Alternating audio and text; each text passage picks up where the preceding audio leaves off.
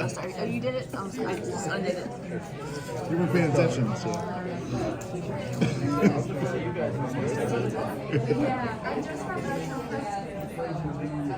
Chick, chick. Hey! You guys awake? I'm not. Hey everyone, how's it going? My name is Madsen. I've met most of you, but probably not all of you, so if I haven't met you yet, nice to meet you. Welcome. This is the Arizona and Phoenix Psychedelic Society event tonight. We do this pretty much every Monday, or try to have a different topic to come and talk to you about plant medicine, psychedelics, things related to that as well, discipline practices. So tonight I've got Andrea and Gary up here with me. They help organize the event, and we're going to talk about harm reduction tonight. So it's going to be a little bit of our own individual thoughts and what we've, how we've interacted with harm reduction, our take on it, both Andrea and I as facilitators, kind of how we've approached that. And we'd also really love to get your guys' thoughts on it too. I don't think it's a one-size-fits-all. I don't think psychedelics in general, but certainly harm reduction is like a prescriptive sort of thing. There certainly are probably some baseline foundations that we can all generally agree upon that would be kind of universally accepted, and there's a bunch of stuff that's going to be more individualized, or things that you've seen at a ceremony that I haven't seen because I wasn't there. It's a different facilitator, a different group, or a different culture, a different approach to this. So I think if we all share and we're all comfortable with that, we can learn and grow and get better at it. So with that, I guess I'll kick off my thoughts on it first. So harm reduction. I think it's a really important topic. I don't know if everyone is thinking about it, but I think in terms of like picking facilitators, one of the most important things to think about is, do they talk about harm reduction? Is that a topic of conversation before you dive into, what kind of medicine, or why are you here for? Here's the price, or whatever it is, right? Are they making sure that this is even something that you can cross the initial gate, right? For some people, it's actually a no-go. Psychedelics are very non-addictive, non-toxic, generally considered pretty safe, but not in all circumstances for all people. There actually are some cases where it can be, what you have going on could be as much as making the experience be benign, meaning if you have certain medications in your system, they'll interact with the same receptors in your brain, and then you won't get the effects that you would think. As one example, so that's not like too bad, right? There's kind of no harm, no foul there. Next up could be you could get into some serious health issues, all the way up to with things like MAOIs, you could die. It actually could kill you. That has happened if you take the wrong mixture of stuff. So gotta definitely be careful. So I just want to put that out there. That's not something to, these are tools, not toys, and we want to approach them safely, right? So we all get to continue doing this, and hopefully, if we can show that we can use these things in a safe and responsible manner, that's one of the things that government officials and stuff are looking at when they're talking about, hey, can we decriminalize? Can we legalize these things? Can this culture, can this population, this community that wants to engage with these things, can they do that in a safe manner? Or are they going to cause, put pressure on the health and legal system to take care of the issues that arise from it, right? So that's kind of, that responsibility falls on our shoulders. So I'll kind of pause there. I don't want to eat up all the mic time. I'll pass it to you guys. We'll just kind of keep coming around it. But wanted to get your guys' thoughts too. Also, if you want to share on the facilitator side. There we go. Yeah, for me, I really, part of what I have learned do's and don'ts over the years in understanding what harm reduction looks like, it was really kind of just bouncing a little bit off of Troy, like even in my own practice, really having a thorough intake with people around mental, emotional, physical, and spiritual components of how we're showing up and what factors may be important in determining, one, the type of medicine that may be called for, and two, how much dosing may be appropriate, if any at all. So a lot of my questionnaires always include, even family history. If there's a pathology that maybe there is a predisposition in the family for even things like bipolar, schizophrenia. Those are things that are helpful in knowing, well, there's a potential and possibility for maybe a little bit of psychosis. I sat with a woman in a Bufo ceremony, and unfortunately the practitioner wasn't thorough in his intake and wasn't aware of the family history that actually this woman's mother was schizophrenic, and she was also maybe potentially, you know, teetering on her own questioning of how maybe she was perceiving the world too. Well, she only got served what would be considered a half a dose, not a full dose for Bufo. And she ended up staying almost 3 consecutive nights at my place, and I was literally holding her and grounding her all night. So that was a really big learning curve, not learning, but just a lesson in how powerful these medicines are. And if we're not really paying attention to things like even just our family history of what is potentially showing up. And I was just speaking with someone earlier that what we're talking about here is also quantum field, the quantum mechanics, and what I've been learning in my own work is, you know, these ancestral roots that we are all connected in. Just even that the metaphor of the mycelium, and that's our ancestry root right there. Is that we're talking about that energetically, what we're bringing into ceremony or into use in connection with these really powerful tools. And of course, anything that medications that clients are taking is really important.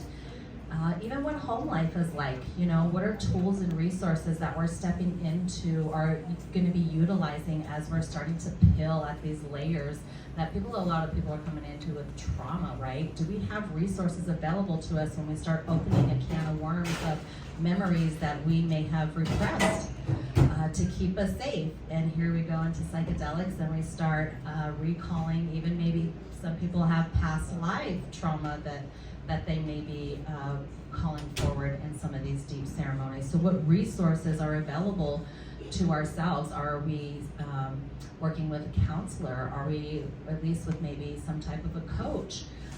Also, what are some of our even like mineral supplements? Like what are we taking pre and post ceremony? How are we tending to our vessel and our body? And that's where some topics come up like dieta. What's the diet beforehand that we can help minimize potential interaction while working with some of these powerful medicines, specifically mushrooms and ayahuasca. And different medicines that as I've been mentoring with various medicines, require different types of dietas. I know grandmother ayahuasca is very strict. She likes to be number one solo. She wants emphasis on her and working with her purely. So even no caffeine, no cannabis, you know, she's really kind of strict in that way. Where lately, as I've been building my relationship with San Pedro, traditionally called Wachuma, he actually likes meat and he loves tobacco. So I honor him by eating really, really good cuts of beef, eating bison, like bison stew, things that my ancestors would have been eating while working with this medicine, right? So those are just a few general ideas, and like harm reduction, even the food like ayahuasca, I've noticed the cleaner my diet, even going and getting colonics before I would sit, you know, a regimen of that really helped to minimize the effects of purging, like the vomiting or number 2, and really just helped my vessel to be open and receptive to receiving the medicine, minimizing some contraindications just with food and herbs. So that's how simple it could also be and what it means to reduce a little bit of harm when we're working with some of these medicines. How about you, Gary? Yes. I'll use it later to all of you yell. I don't want to yell at you guys. I could do it. I just don't want to. Yeah, harm reduction, right? For me, harm reduction comes back to the basic thing, which we're all missing. The whole United States, and most countries in fact, are missing education. Education would save so many lives if people understood the substances that they were taking and the dosages that are appropriate. And, you know, because they're not, most of these people who die of an overdose aren't trying to die, they're just trying to get high, you know? And they don't understand the medicine. They don't understand what they're working with, you know? And the same is true if we're dealing with psychedelics. You know, nowadays, you just don't know what's in the stuff you're getting sometimes, you know, and even if you have a trusted source, they might not know where it came from. They didn't make it, you know, so you should understand the medicine. Educate yourself to be safe. That's the safest thing you can do, is educate yourself. Don't rely on other people, you know. If I was gonna go skydiving, I would learn how to pack a chute and I'd do it myself. You know what I mean? Because that's on me. I'm gonna trust myself more than anyone else. And the same thing goes with these kind of journeys. Like, you should trust yourself. You should be able to trust yourself. So educate yourself. That's the number one thing that I would give for advice on harm reduction. And that's why we're here. Yeah, that's great, thanks. So I think maybe we'll kind of take it like the way that I think about it, start to finish anyways, and then we'll just kind of pause at each point and maybe see if you guys have any questions, comments, spark some conversation. So starting at the beginning, kind of like some of those first like gating points before getting even across the finish line, right? Like, you know, what's kind of the initial thoughts of harm reduction? We've kind of each given some kind of more of a broad spectrum, but like where do we start with harm reduction, right? I think Gary had a great point of educating yourself first. Are these things even for you, right? There might be great stories out there that people have told. There might be beautiful, fun people up here on stage telling you about how wonderful these things are. But you know, it's a very individual thing, and it might be for you and it might not, right? And it might be for you at some point and it might not be at this point in your life. Kind of as Andrea highlighted, like, you know, where are you at mentally, emotionally? What's your support system like? Are you ready to have your foundation shaken? And the rug potentially pulled out from underneath you of what you thought about life and the world and yourself and all these things. Like, that can be kind of a traumatic experience in and of itself. Even though it can be beautiful, it can be like, wow, I feel like I know myself so much better and truer now. That can be kind of a shocking realization, right, that you might not necessarily be ready for. So kind of thinking about some of that stuff. And then I also think about two other things we've already talked about, but I wanted to dive into a little bit more. One on the contraindication side. So a lot of individuals are on a wide variety of pharmaceutical medications for a broad range of reasons, you know, SSRIs, SNRIs, this kind of stuff. And a lot of those can be contraindicated to psychedelic medications. So you really want to do your research, check, make sure whoever you're working with has done their due diligence and research, that they're trustworthy. Myself, for people that I facilitate, I have a gentleman, Dr. Ben Malcolm. He's a spirit pharmacist. He's a board certified pharmacist. He knows all the contraindications between any pharmaceutical medication and psychedelics. He understands them backwards and forwards. So if I have a client I'm working with and they're taking something, I don't check it, I just send it to him. He tells me thumbs up, thumbs down, and I'm like, maybe okay, depending on if they can taper off or that kind of stuff, just to make sure that it's safe. So that's the approach that I've taken, and it's helped me a lot, helped a lot of clients, and truthfully, I have had to say no to a couple of clients because of that I probably wouldn't have known it on my own because I don't have that level of education. So really appreciate having that aspect. And then thinking about the next step, and I'll kind of let you guys chime in and anyone else that wants to, is about the medicine.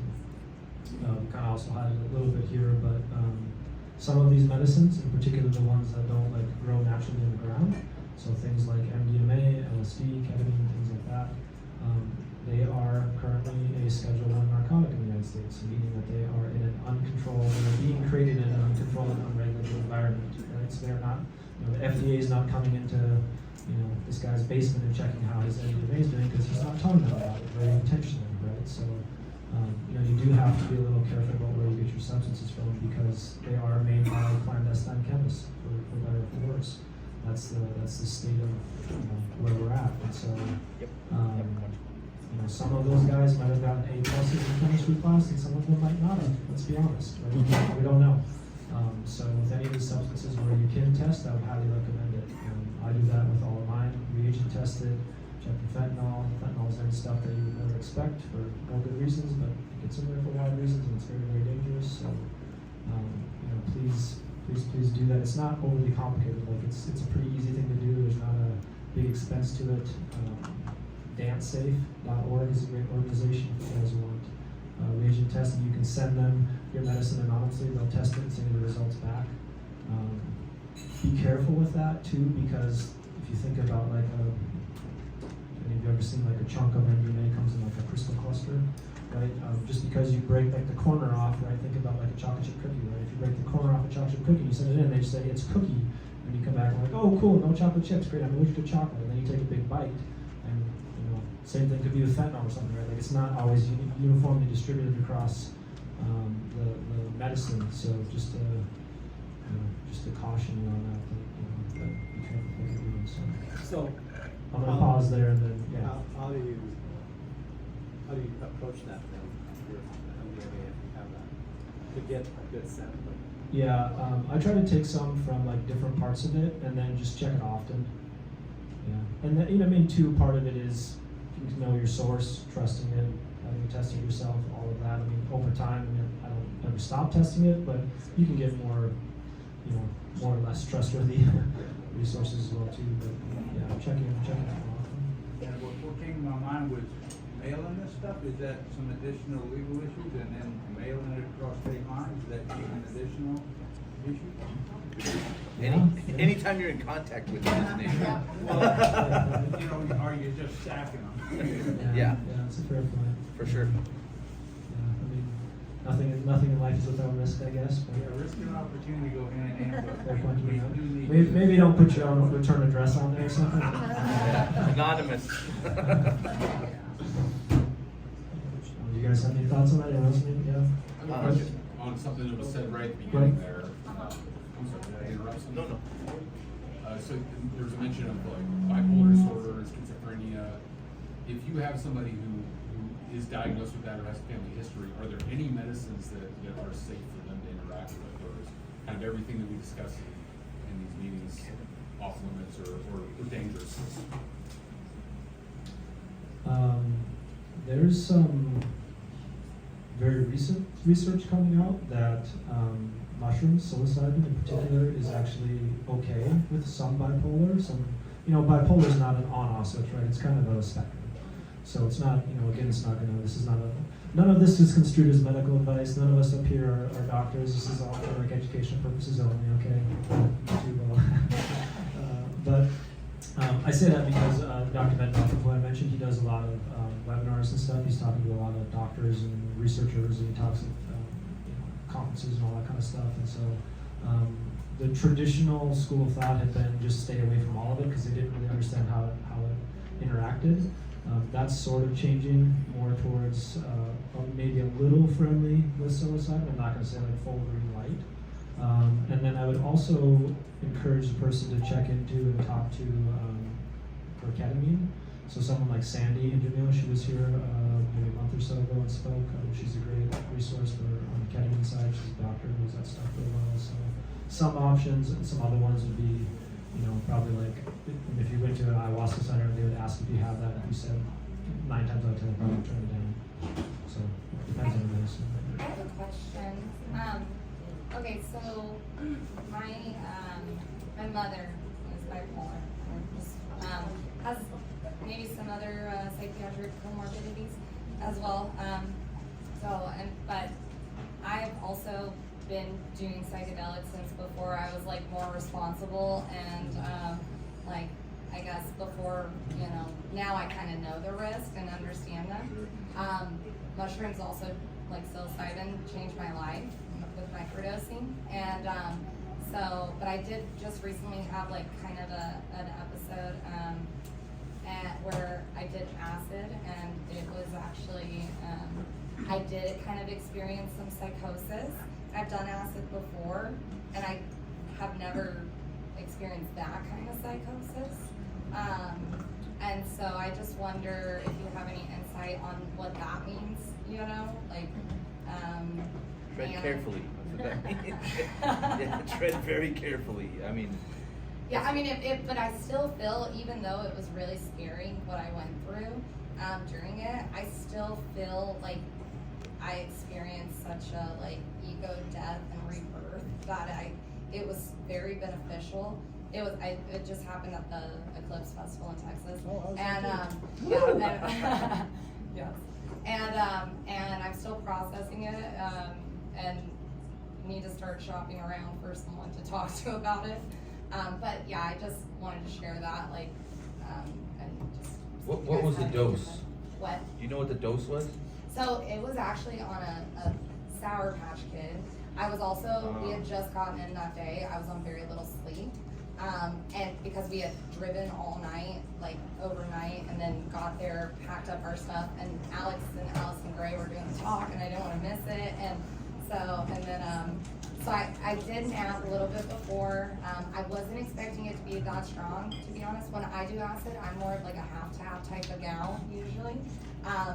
But I have had like full tap, like in the past, which I kind of. That could have had 3 tabs, 4 tabs in there though. You don't know. So I think that, so that my friend told me it's 1.25, which was still a little bit more than I usually do, but I was like, fuck it, you know? One of my friends told me the world's flat. And then, yeah, and then, but then, like, later, I think he told potentially another friend, and maybe it was 2, but honestly, you don't know, because it's a Sour Cream Patch Kid, so they just drip it on there, and yeah, and it was, I, like, was under this Paraluna. I don't know if you guys have been to Burning Man, that's like the thing, and yeah, it like, I swear it sent me through a portal, and I came out on the other side as like believing that the world was going to end with the eclipse, but like I was God, I was like here to save it, and like every life experience I had ever had in my life, like the memories kept flooding in, and it was like all of those experiences had led me to this moment to save the planet from destruction,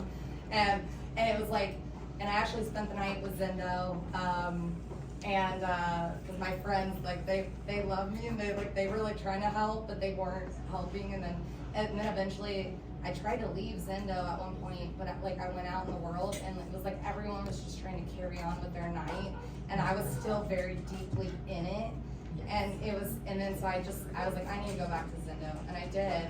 When I woke up, I went back to my camp, and like honestly, that whole like morning, I finally snapped out of it, but that whole morning I was very confused, and I was like, and I realize now, I think I was having totally different conversations than what were actually happening. Like, I was hearing things being said to me, and like I was in full-on conversations that like were totally different conversations, I think, than what was being said. Welcome to an acid trip. So, I mean, it sounds like you had a really heavy trip, heavy experience. You know what I mean? But that was the first day too, and after that, I swear, it like opened my heart. It just like allowed me to like let go, and I had an amazing rest of the trip. I think that's a really wonderful example and story of quite a few different things that we've already been talking about, even set and setting. The safety of our environment, whether we're knowing what the dose of this medicine that has just been gifted to us and handed to us, and yeah, contraindications in knowing your own family history, right? Like, you know, these are really big questions, and I would be a little maybe concerned too in the difference of also walking that line of psychosis. And for me, what probably popped to my attention was the difference in between the actual natural substance of mushroom and psilocybin versus the more synthetic man-made material of LSD, and how those are going to give us completely different experiences.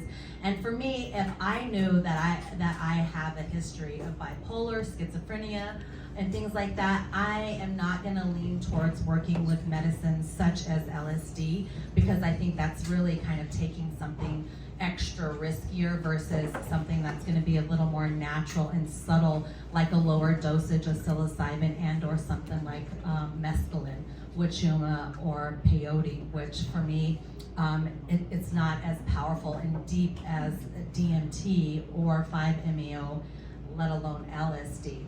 So I think everything you shared tonight is even a wonderful example of integration and how important being in a tribe or in a community where we can talk and share about these experiences and try to gain a deeper understanding and awareness of what had happened, how we can move forward with these new awarenesses in a safe, contained environment with a professional that hopefully can help be really reflective in these experiences. So kind of pre, middle, and post of what it looks like you experienced before, middle, and after. So thank you for the example. And those would be the differences for me, would be kind of working more with a natural substance versus the synthetics. And it didn't surprise me that you experienced it in that way, let alone not knowing how much dose was probably in the medicine, let alone the environment, you know.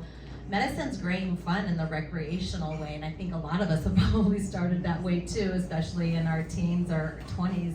But as we get older, our bodies change. We metabolize medicine so much differently. And sometimes when we've already had awakenings and openings, our bodies and actually our energetic system is already open and wide. And you don't need as much medicine to be able to tap into those deeper places and spaces. And that's really the intention of the medicine, is it's a tool for us to help unlock some of these awarenesses, but it's not meant to be a crutch or used repeatedly over and over again, because we should be getting more sensitive with the medicine over time.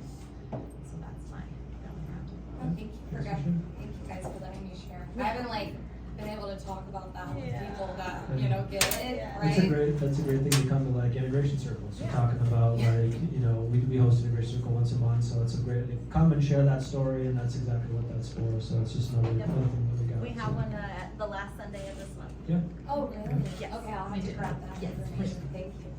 I think Chris, did you still have a question?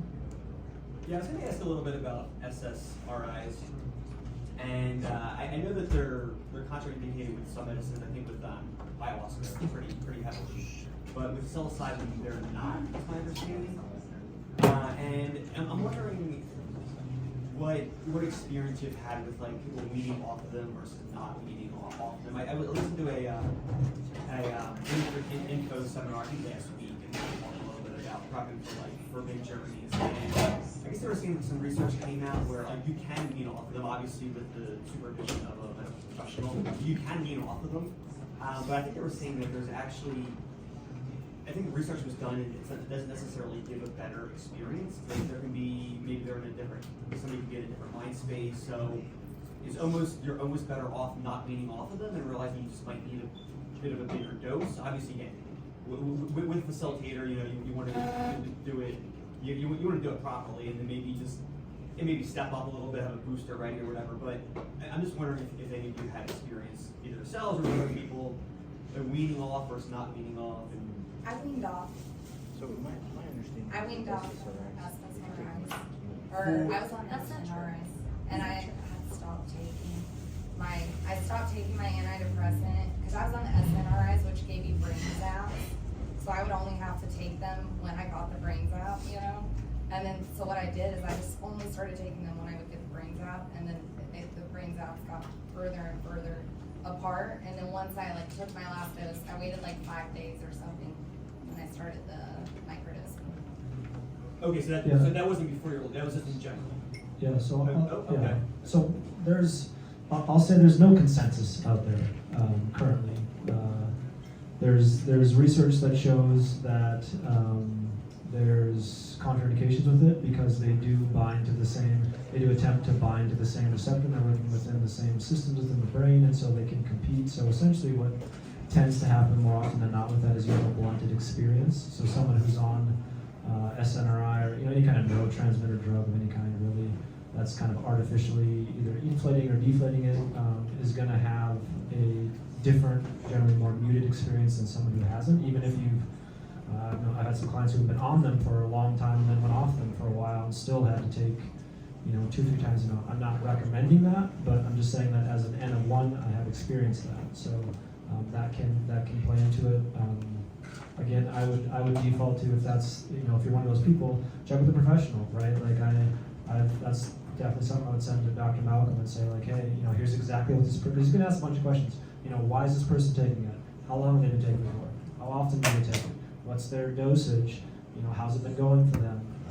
What's their other family history? And all of that collectively combined was gonna make a different decision than someone who's on the same medicine, but has different answers to those questions. So it's a very case-by-case basis sort of thing. All that said, sometimes it is okay with psilocybin. I've seen that. I've seen people who've been on. You guys have heard Chad McLean's story, the Mental Joe guy. He's come up here. He was on Lorazepam or something when he was took psilocybin with me, and it gave him the message to no longer take that. And he had stopped, doing tapering, just stopped cold turkey, and it's been a year and a half and he hasn't taken it. So, there's another N of 1. It's just one. So take that as, and then one other thing just to add, ketamine. is currently the one that you can stay on some of those SSRIs, SNRIs, and medical professionals will say, yes, it's okay to take ketamine with that. So that one kind of has the exception. So.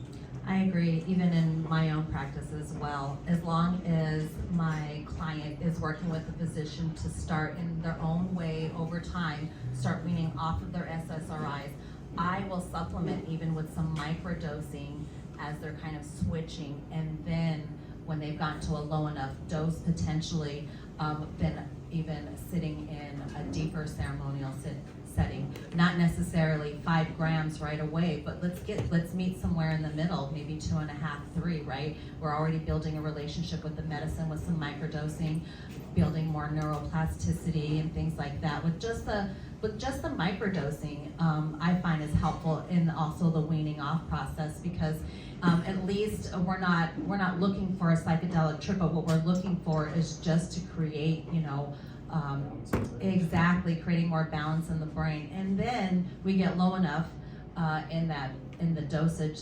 In certain individual cases, as we've been working together, would sit with someone in a psilocybin and or would shoot us specifically. I just wanted to make a comment about that. There is a true serious syndrome called serotonin syndrome, which is why there is such a very big caution about SSRIs and SSNIs, because some people would have it so much and it is life-threatening, and that's why you just want to be so cautious about those. Not only would they may not have an experience, but they may actually have such a bad experience. And even looking at other supplements that we think might be benign, like 5-HTP, St. John's wort, tryptophan, some of those do the same thing that also is happening with the psilocybin or other serotonin uptake. So you just want to be really cautious with that, so we don't have someone actually end up with a life-threatening potential. So Absolutely. as they were saying, just really be cautious and have them work with their doctor. And I think at one of the other ones we said, if you don't have a psychiatrist that or medical doctor that's aligned with you in that, then find another one if you really want to do it. You can, nurse practitioners as well. Yeah, exactly. You don't have to just go to a psychiatrist. But it's just, this is it. This is part of being in the community together. Who's working with who? Talk to your community members. Who are some nurse practitioners here in town, or who are the doctors that are open-minded and at least having conversations to help with harm reduction. Look, everyone's going to use medicine whether they want to, or whether a doctor or any of us say yes or no. But at least can we work together in reducing some of these potentials of harm? And there are physicians out there that are getting on board with all this too. And quitting cold turkey like Joe did, very dangerous. Don't do that. Very dangerous. He's a soldier, and he's probably got some. Well, he came down stuff from than like me. a really, really high dosage, and he was really at the bottom, the last bottom ring, and he was ready to let it go. So that's the difference, and he didn't just cut cold turkey. Like, it was a long going process for him weaning off this particular medicine. Yeah, sometimes you get messages from the medicine that you shouldn't follow. Remember that. That'll be another topic. We'll cover that. I want to see, Frank, if you had anything to add, just from your perspective. Maybe share about what you do to speak about. Sure. I'm a psychiatrist, and I started becoming more informed and involved with harm reduction a couple of years ago. I took an online course. In psychiatry in general, there's sort of the bigger part of harm reduction goes all the way back to sort of very, very traditional, conservative, hardcore psychiatrists at some point would have thought that methadone was a bad idea, because they would have said, oh, you're just giving a person another addictive drug. But then over time, clinical evidence has proven that methadone is actually a powerful way to save lives. And then now we have Suboxone. So those are examples of where, one kind of psychiatrist will be like, oh, you should never do any of those things, they're awful. And then somebody else is like, yeah, but maybe that's better than a different option. And where we are with psychedelics is very much the same. From a licensure point of view, I can't tell a patient, yeah, why don't you give psilocybin a try? It might work for you. Instead, I have to explain to them what I know about the medication, particularly what I know from clinical trials and what we know and don't know from clinical trials. So when I work through that lens, if someone brings up the SSRI question, I'm gonna say, well, the COMPASS trial and the USONA trial, they excluded patients on certain medications. And to get into those trials, you had to have failed certain medications. And to be in those trials, you had to have a certain diagnosis and not have a different diagnosis. And then for each one of those trials, you can pull them up and read what the inclusion criteria, the exclusion criteria are. So then if a person said to me, well, what do you think about this? I can say, well, in that trial, they excluded patients with bipolar disorder. So you wouldn't have been allowed to go in that trial, so it's not really fair for you to look at that piece of scientific evidence and say, that applies to me. Yeah. Now then I can also say, however, I'm aware of a lot of people out in the community who have used this medication, including people with and without bipolar disorder, with all kinds of different effects. So it's a risk factor. It's enough of a risk factor that they don't want to include those people in clinical trials, and at the same time, there is a number of people who have done that. So most of the time, you're kind of threading that needle. With regard to the stopping the medications, I usually start with the dialogue about why are you interested in psychedelics in the first place? And 9 times out of 10, it's because they've heard about its value in treatment-resistant depression. Then we walk through, what have you been on? What have you tried? What are you on now? And I think for a person who is having no response to a medication and side effects, the idea of tapering off of it is very attractive. And then if they're tapering off of it in the service of a specific experience, where they're seeking out people with knowledge and background, then that makes sense. Now the other extreme would be someone who hasn't really thought through it at all and is doing okay on their medication. Then I might try and understand a little bit deeper what's the motivation. And in bipolar, there's another kind of thing to think about, which is that mania, the manic side of bipolar disorder, is associated with increased impulsivity, increased recklessness, disregard, a change in the way you think about risk-taking potential. And so sometimes the drive towards psychedelics can actually be part of a manic episode. So that discussion has to take place. In the end, I think the most important thing for psychiatrists and medical professionals is being willing to have the conversation. Because even as recently as 4 or 5 years ago, when cannabis was being legalized in Washington, D.C., where I'm from, the vast majority of my colleagues wouldn't discuss any cannabis use with any patient. They'd just say, it's bad, it's illegal. And so it kind of created this dilemma where people are not talking about what they're actually taking, and then you're prescribing medications. And so that shift is now starting to happen with psychedelics, where psychiatrists are willing to talk about it and then have these open and meaningful conversations, which is a form of harm reduction, because then 2 people are putting their heads together instead of 1 person trying to outguess the psychiatrist. So that's my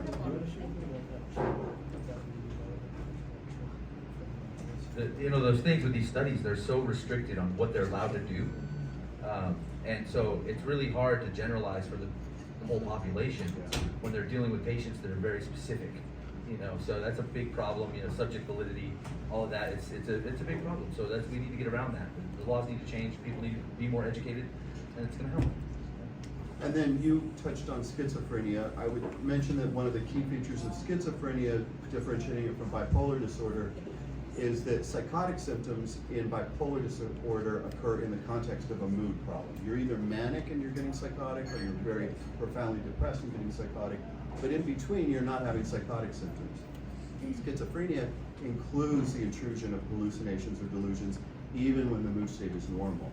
So that person in a psychiatrist's office or in any other healer's office is going to be saying things that are of a persecutory nature or talking about hallucinatory experiences, and there's no mood problem going on. That, to me, is more of a red flag. There are far fewer data on those patients. Not 0, but far fewer data. So then the dialogue would be sort of, let's put this down the road, let's work on some other things before we make this big move, which would be quite different than a person who's failed multiple antidepressants and has sucky side effects from the antidepressants on, and then is looking at an option. Okay. Thank you, Frank. Thank you so much, Frank. You're welcome. Give it up for Frank. Come on.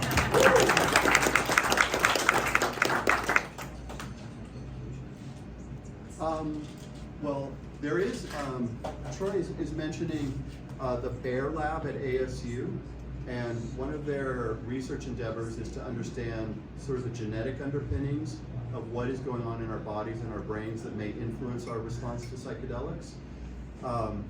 If you think about how the research is occurring on the industry-sponsored pharmaceutical side, their goal is to get a drug patented that can be used for a specific psychiatric disorder and then get FDA approval. That's a little bit different reality than like all the people who are using psychedelics. So what's interesting about ASU's Bear Lab and their genetics research is they're agnostic of industry-sponsored studies. They're just doing studies on what kind of genetics do people have, and then does that have an impact. They've received some grant funding. They meet on a monthly basis with scientists who are interested in working with them, trying to figure out, are there things about our own genetic profile? You know, we talked about serotonin. Serotonin receptors have genetic polymorphism. Not all of our receptors are the same. The parts of ayahuasca that inhibit the metabolism. MAY? Yes. That's also genetic polymorphism. So it could be that two people sitting next to each other have slightly different cytochrome P450 systems, slightly different metabolic systems, and get the same dose of ayahuasca and have different effects, and they're looking at that.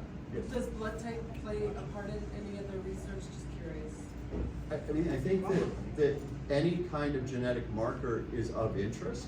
The ones that come up most often are related to the neurotransmitter receptors and pharmacokinetic profiles, what happens in your liver when it metabolizes. Those are the things that come up most often.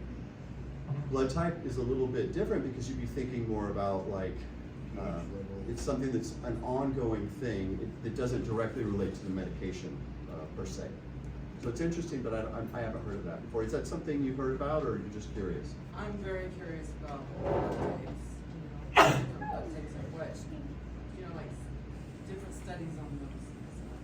Yeah. I bet you know your blood type. Yeah. Let's give Frank another round of way applause.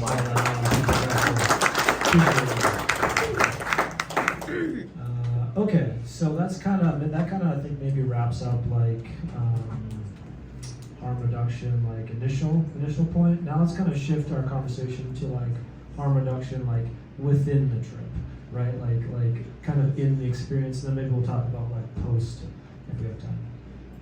You guys got any thoughts? Don't on, look in the like- mirror. Yeah. Actually, I do. I like looking in the mirror. I'll be honest. I like looking in the mirror.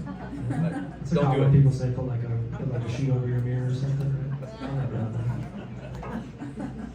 And what do you have thoughts on like in ceremony and harm reduction? What do you?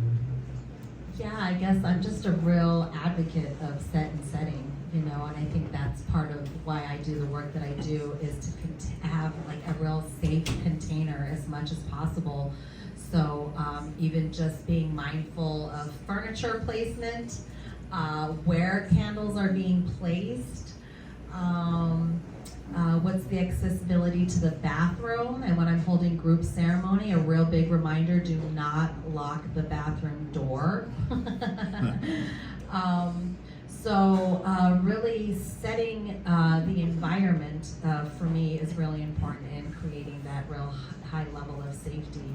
Even when I hold ceremony out in nature, I really do my best to scout the location that I am holding ceremony, and knowing what resources are and aren't available for everybody, and making sure that everybody has a list of things that they're going to need, especially for an outdoor ceremony.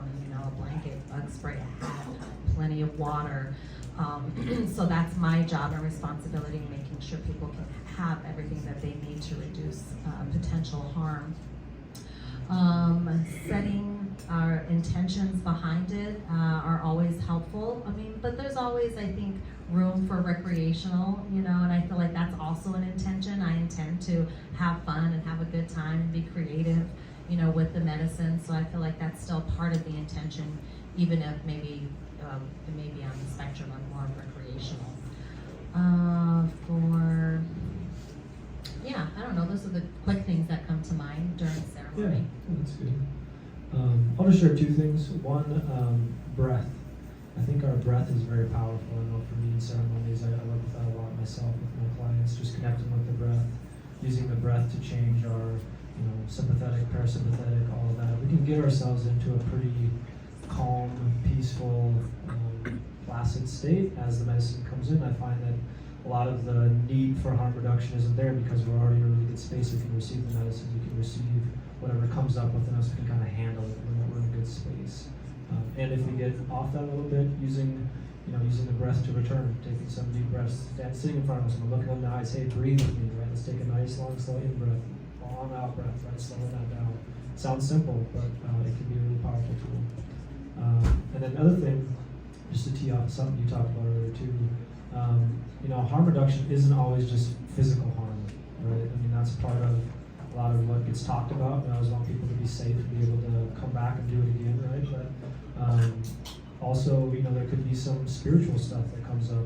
We're entering into a very liminal space when we're doing these things, and we're sort of intentionally opening ourselves to a variety of things in the universe, depending on your belief system and experiences and all that. Some of that can be, really cool stuff, and some of it can be something that we didn't quite plan, prepare for, be ready for, right? And that can be, that can require its own set of either harm reduction or dealing with it after it happens, right? So I just want to kind of call that out a little bit too. But curious to hear about any of you all in the ceremony and here. Let me chime in first here. A couple things. So if you're not familiar with the medicine, have a sitter. Definitely have a sitter. I mean, it's just there's too many things that you just don't know until you get there. When you're in a psychedelic space, you cannot plan for being there. You know what I mean? You think you can, best laid plans and all, but once you're there, you're like, oh crap, I didn't consider this at all. And so that's one. Have a sitter if you should have a sitter. The other thing is, having an object. I found if you want to set up a full altar, that's great, but having an object that can ground you, that can pull you back and say, look, I'm safe. This is here. I'm here. Everything's good. That can be very calming if you need it. Just something you connect with. Stuart, when he was up, talked about it, wrote himself a note, said, you took drugs, relax, everything's fine. Something like that, because, sometimes you need a reminder because you forget, I took something, oh dang, So, stuff like that can be very helpful mentally when you're in a space and things become unfamiliar. Other than that, just planning your journey, for the amount of time you're going to need before, during, and after. Sometimes you need a whole day or 2 days or a week, who knows, depending on what you're doing, you need to integrate, so plan that. Make sure you have that time set aside so you can do it. Otherwise, yeah, let's hear what you guys have to say. Anybody?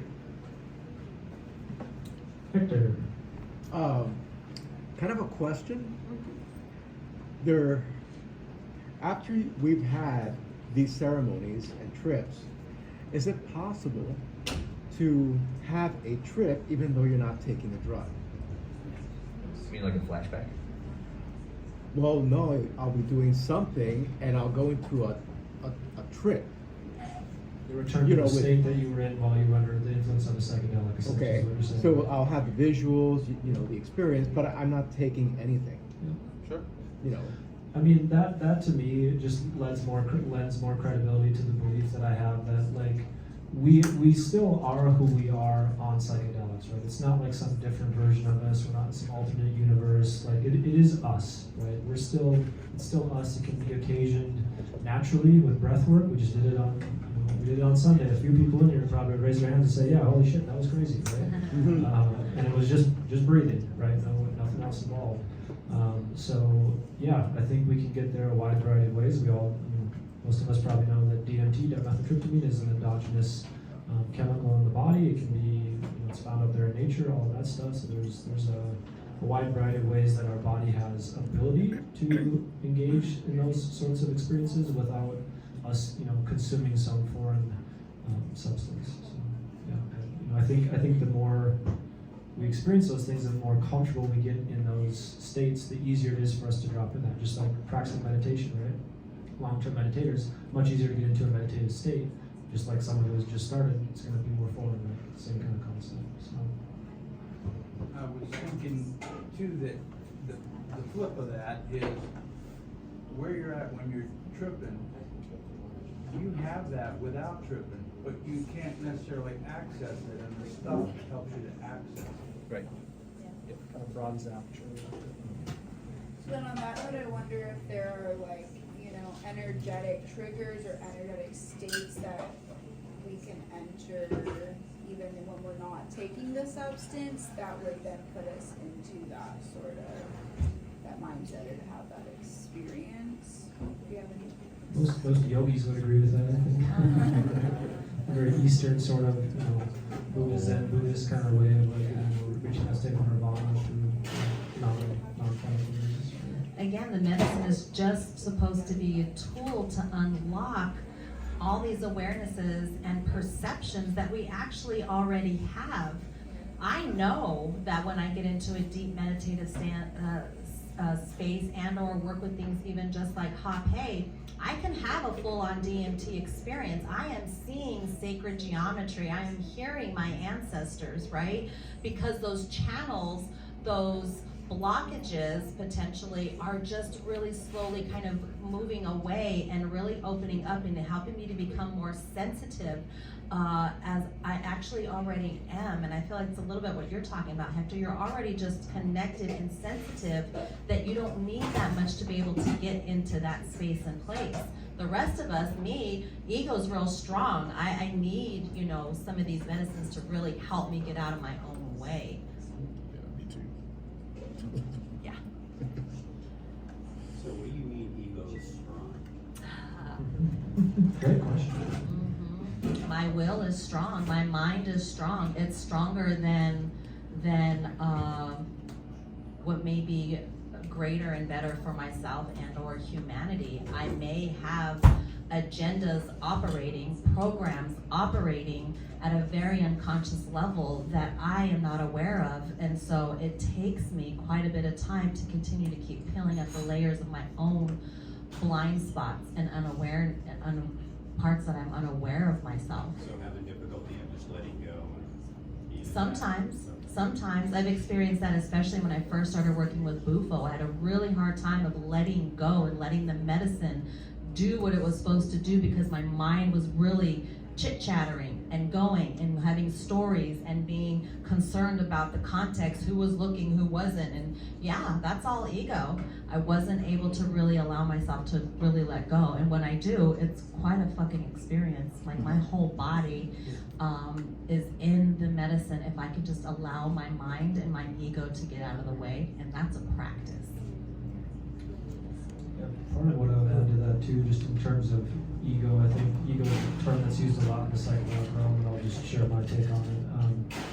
We kind of think of, ego in like the broad context of how we use it. Just typically like a big ego guy, like, oh, you're so egoic, right? Like, you saw me and banging my chest, right? And that's one form of ego, right? But really in this context, often we're talking more about like the small me, the self, right? Kind of as Andrew explained, like I can feel like there's this war in between us, right? One part of us kind of wants to, maybe do the stuff that we believe would be good or right for self now, future self, whatever it is, and then there's another part of ourself that really is actually concerned primarily with keeping our organism alive.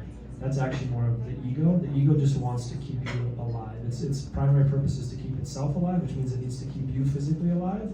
And what it knows is that what you've done up until this point has kept you alive. It might not be the best, but it doesn't really care or even know about that. It just knows we've walked this path and we're still here, so let's keep walking this path. That's why it's resistant to change, right? And if we take something like a psychedelic, we're kind of almost sort of guaranteed to change, and so the ego is going to naturally resist that, right? So it's not so much like egoic and like, oh, it's so egoic, like that's a small part of it, but it might just be more like that resistance to change.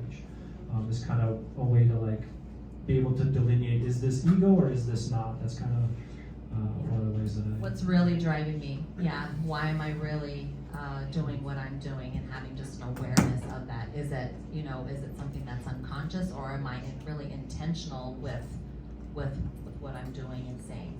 So when you said this is what's keeping you alive, this is what you think is keeping you alive, or you're not talking about It's not default even a pattern, thought. right? No, this is like Subconscious. This is the programming that's happening in utero and like the first formative years of development, the cognitive wiring that's really going on. These are survival mechanisms depending on what's showing up with primary caregivers within the household. Is it safe, not safe?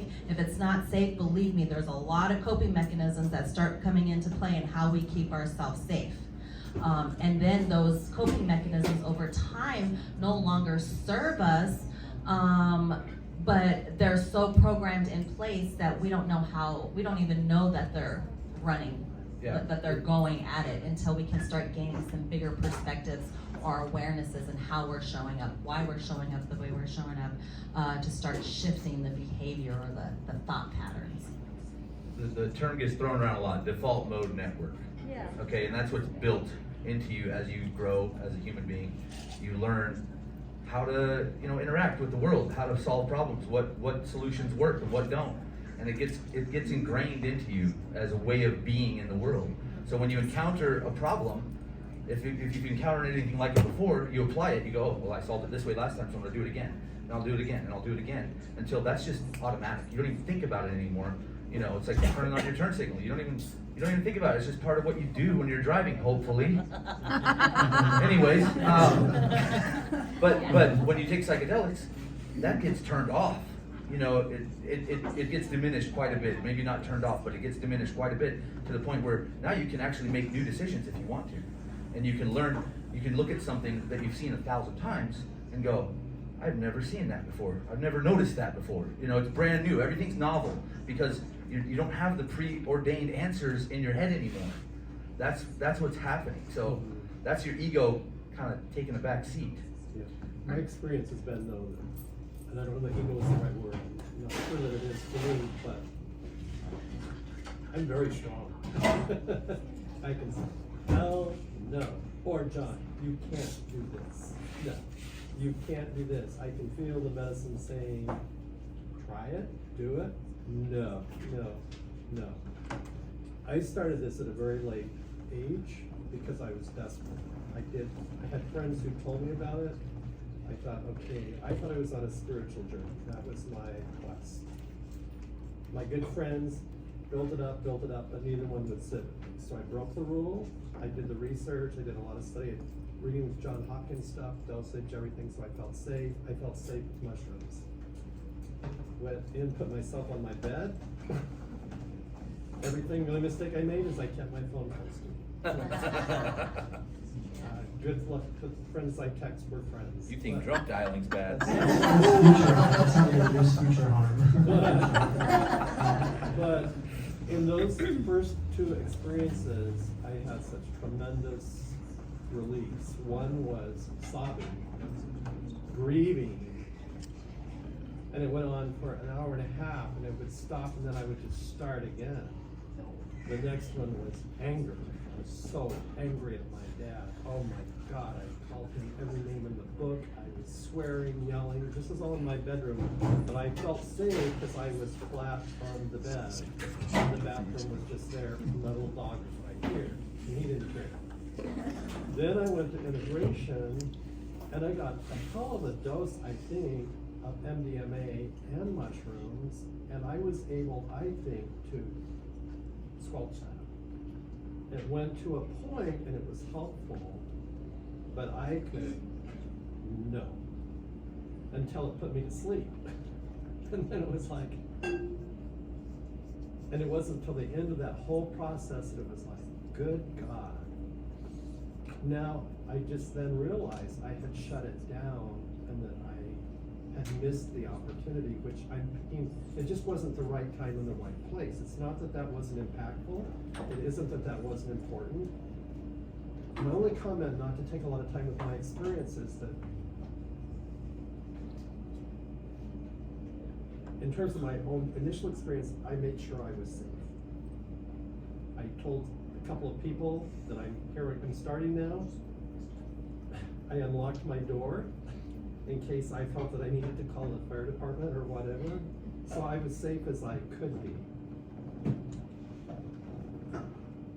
And then when I started the other process with the integration, I always felt safe.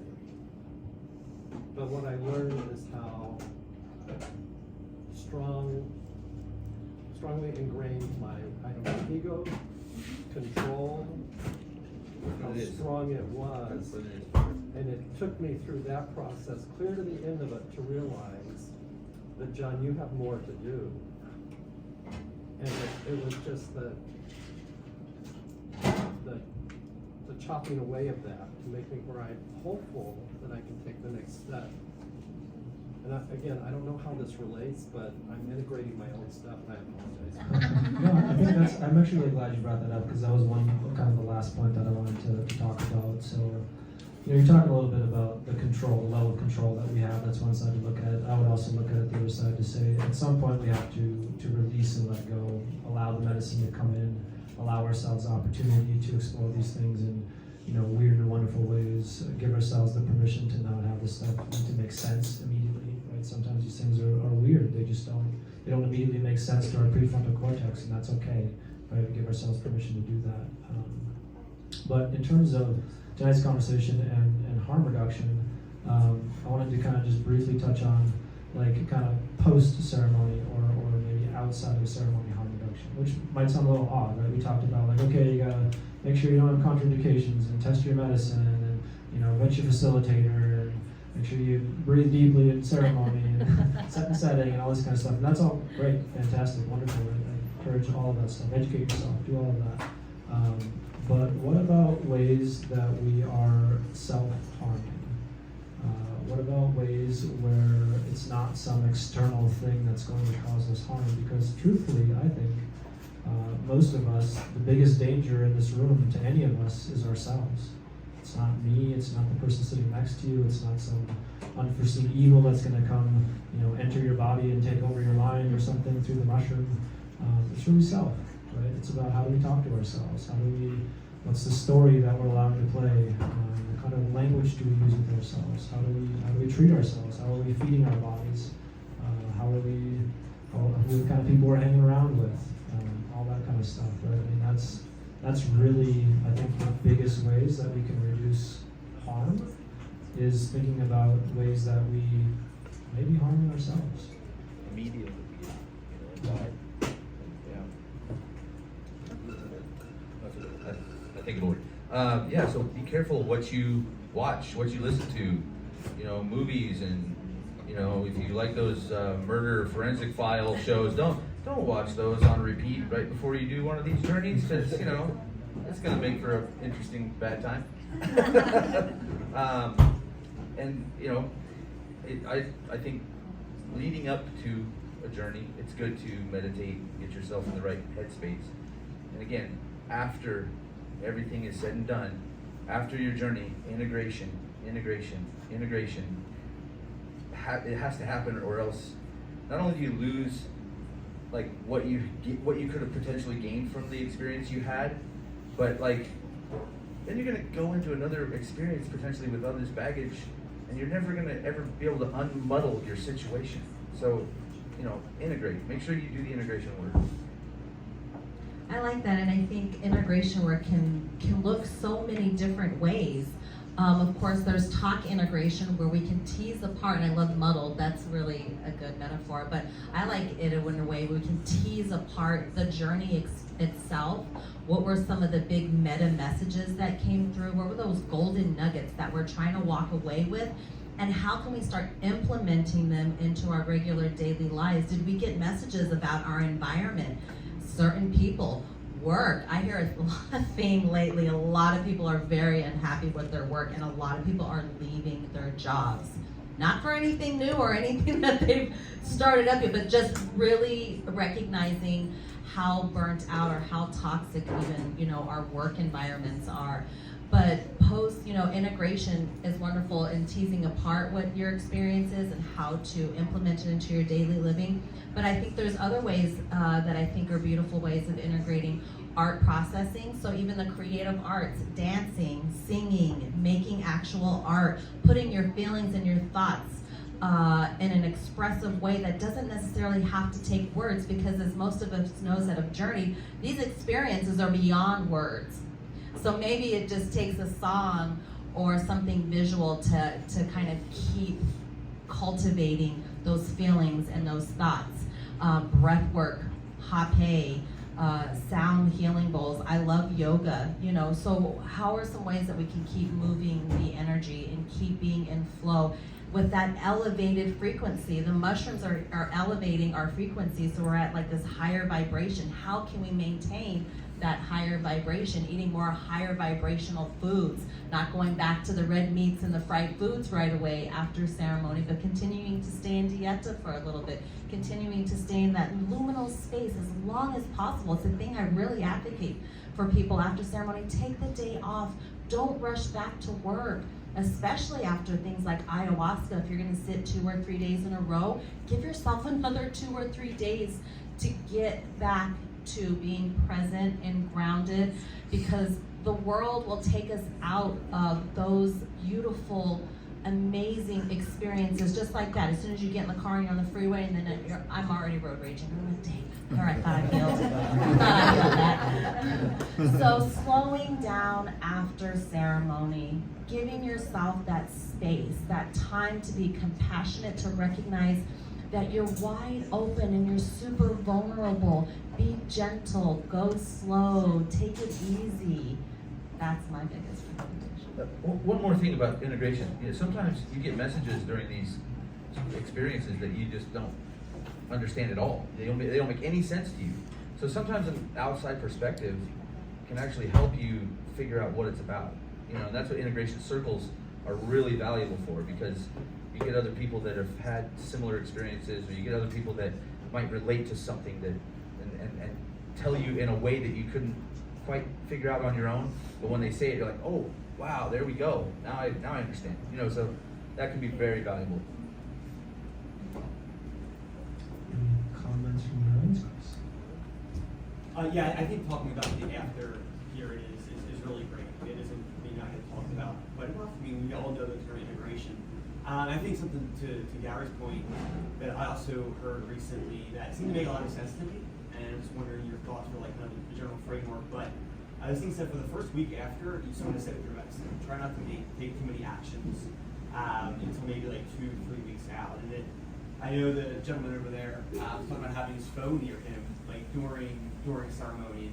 That can obviously be really bad news, but even in the week after, even a couple days later, you can still be in that state, and then it can be easy to like go talk to somebody about something that maybe isn't the wisest thing, and sometimes it takes some time to let it all kind of Let it cook. Yeah, exactly. Or quit your job. Oh, I don't need that job. I know, right? I'm out of there on Monday. So, obviously, during ceremony can be really bad news, but even the day, 2 days, 3 days after. So this kind of gave the framework of one, let it sit. You not talk about it. No big decisions. Yeah, exactly. Talk about it is so wonderful, but also like try not to make too many decisions like real soon. So it can be. Yeah, it's a good point. Like, don't think you can fly. Yeah, That's always, well, yeah. My first mentor told me this, and I'll never forget it. He's like, you know, if you take the medicine and you get the message that you should quit your job and go, you know, play the guitar in the jungle, like if that really feels true to you, like okay, he meant he wasn't being kidding around. He's like, you know, it's all right. Like that happens for some people. It's all cool. But if that's really true, if that's a passion of yours and the medicine is telling you to do this, if it's true tomorrow, it should be true a month from now. That shouldn't change that quickly. If it's that big of a change in your life that you're going to move across country and quit your job, you know, all this crazy stuff. Like Chris is saying, like let it marinate. It should still resonate with you next week, next month, whatever it is, whenever the timing's right. There's no need to rush. And I would just echo that the clients that I work with, certainly not all of the changes happen in ceremony. Oftentimes it's the days and even weeks after where things kind of get broken apart and get put back together and get tested in the game of life, and then we start to kind of figure out, oh, okay, that's how that makes sense, or that's how I can apply that lesson, or you know, if you're talking it through, or whatever it is. So, yeah, I still get insights from ayahuasca ceremonies. 2 years I'm still integrating ayahuasca ceremonies. It's not an overnight thing. Some of these processes take time, take months, take years to really kind of start with the idea and really be able to implement it fully talk about integration. So, I mean, these things aren't overnight, especially with the expectations that a lot of people come in, oh, this is gonna heal my depression, oh, this is gonna heal my anxiety. And there are amazing stories that people walk away after a ceremony, you know, with these really big changes. But for the rest of us, it takes time. It took me 1.5 years after real regular deep mushroom sits, ayahuasca, microdosing, to really fully say I finally healed my depression after like 25 years. But it took me a good 1.5 years of really deep ceremony and microdosing. It wasn't overnight. Even then, it took me a while to realize that I wasn't depressed.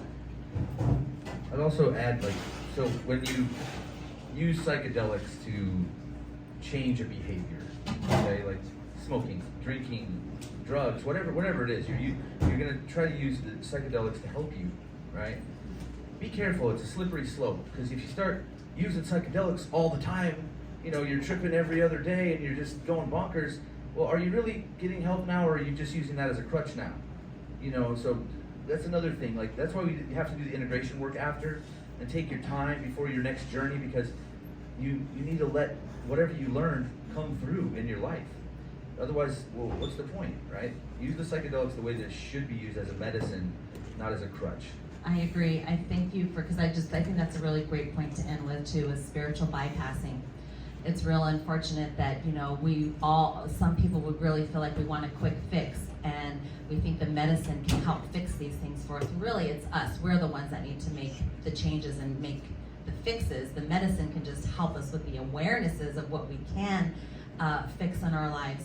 So I have seen it a lot where people will just come to the medicine back to back to back, but they're not processing what were the lessons, what did I learn about myself, where is the implementation of those experiences before I keep sitting in ceremony back to back. That's when I slow people's roll down, like, whoa, why are we sitting again? And, or, you know, why DMT and maybe not another mushroom ceremony where we can gently peel at the layers a little bit more.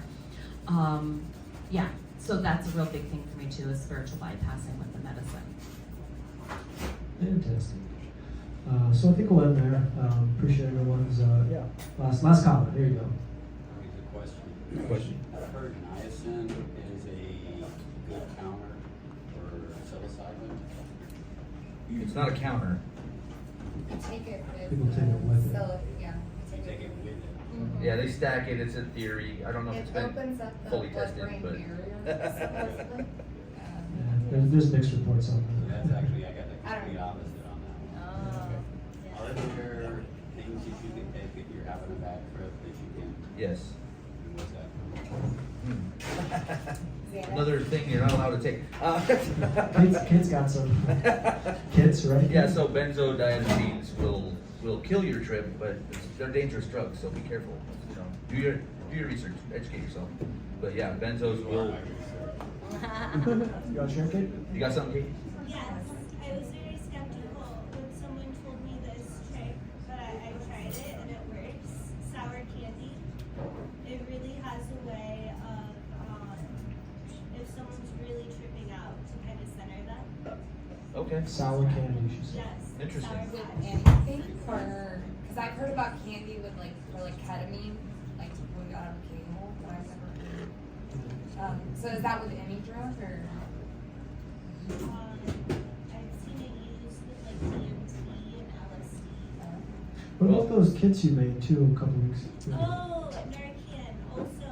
So when we were talking about, especially synthetic drugs like MDMA, there's another drug that's called Narcan, and it reverses an opioid overdose. Yep, naloxone. Yes. Yep. Naloxone, Narcan. I actually host little kit making parties here. If you take Narcan and you're not having an overdose, the risk is really like nothing unless you're addicted to opioids. So it's pretty harmless to take. It's legal, and the state of Arizona provides it, so it's free as well. It reverses MDMA. Excuse me? Is that what? No, it would reverse an opioid, so Right, yeah, no, but I like didn't know fentanyl or what she was saying, like- heroin, that kind of thing. Okay, I got you. It's good. Troy was saying Oh, yeah.